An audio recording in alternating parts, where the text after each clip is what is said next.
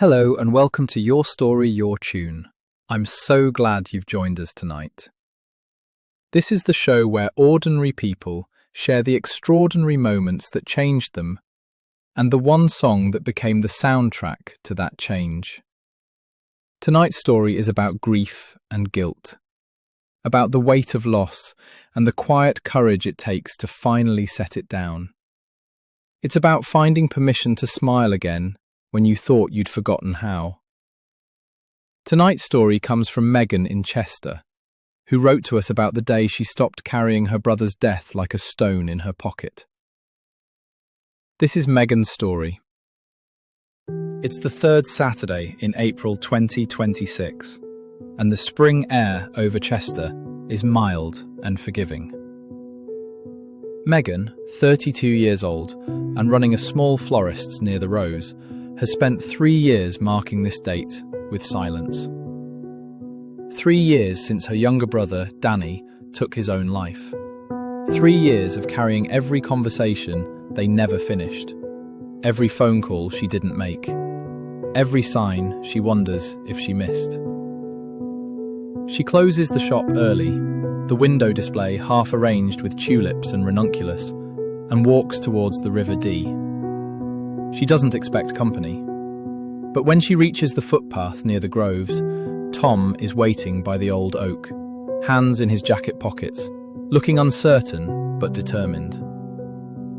Tom and Danny were inseparable from primary school onwards. 2 ridiculous, brilliant kids who grew into ridiculous, brilliant men. Since Danny died, Tom and Megan have seen each other at family gatherings, exchanged polite nods, but never really talked.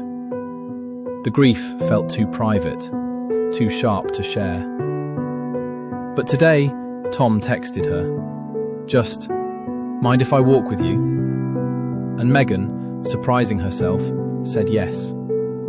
They set off together in silence, following the riverside path Danny loved, the one he'd walk when he needed to think, or sketch, or just breathe. The Dee moves quietly beside them, reflecting clouds and cathedral spires. For the first 10 minutes, neither speaks. Just footsteps on gravel, birdsong, the distant hum of the city behind them. Then Tom stops at a bench overlooking the water. He used to sit here, Tom says, drew the worst caricatures of tourists, made them look like gargoyles. Megan blinks. She didn't know that. Tom pulls out his phone, scrolls, shows her a photo. Danny, grinning, holding up a sketch pad covered in absurd, affectionate doodles. She laughs, actually laughs, and it feels like breaking a seal. They keep walking. Tom tells her things she never knew.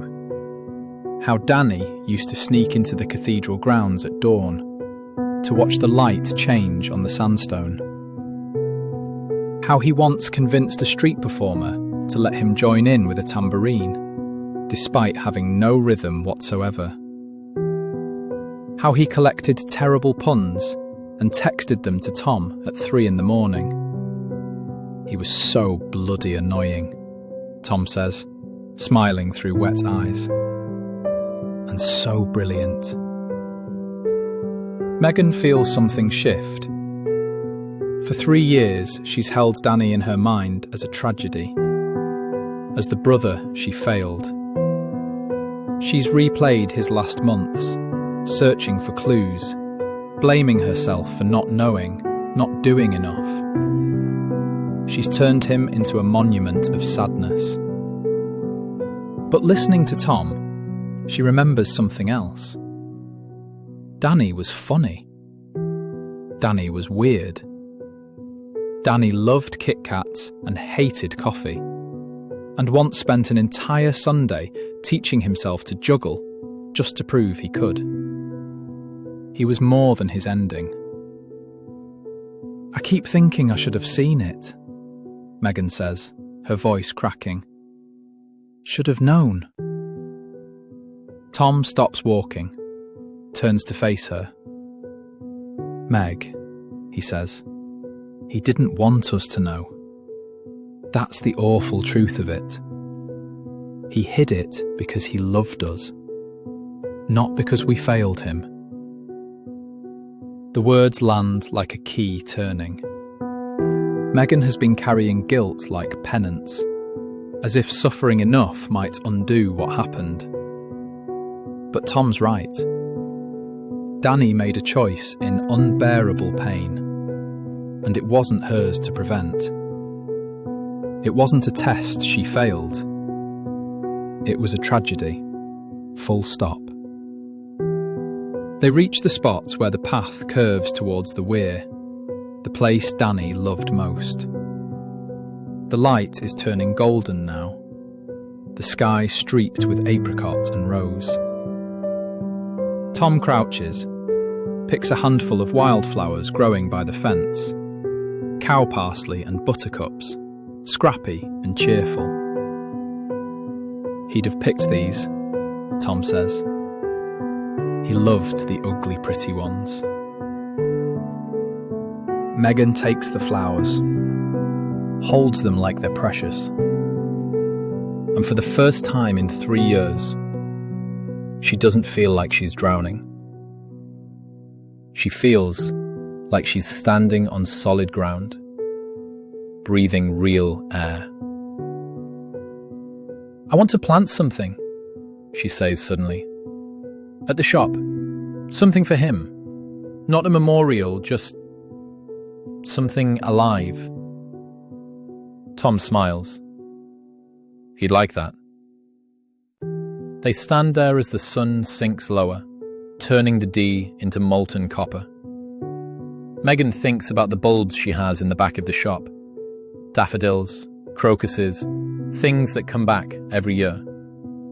She'll plant them in the little courtyard behind the shop, where the light comes through in the mornings. Not a shrine, just a garden. A place where life keeps happening. On the walk back, Tom puts on music through his phone speaker. Something soft, something hopeful. And Megan realizes she's humming along. She hasn't hummed in 3 years. Hasn't let herself feel anything close to lightness.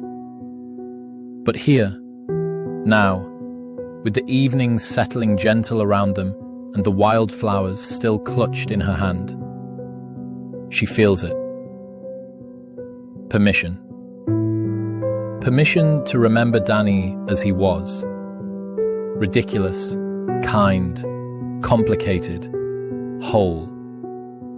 Permission to laugh at his jokes again.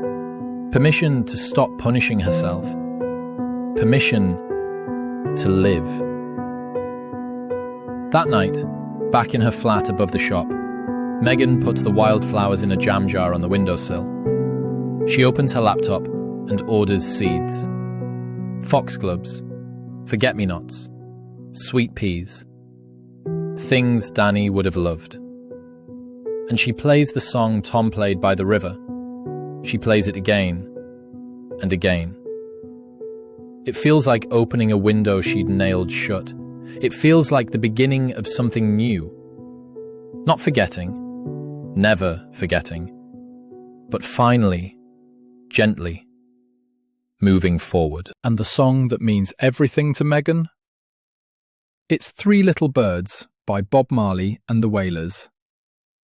Because on that April evening by the Dee, it reminded her that every little thing really might be all right.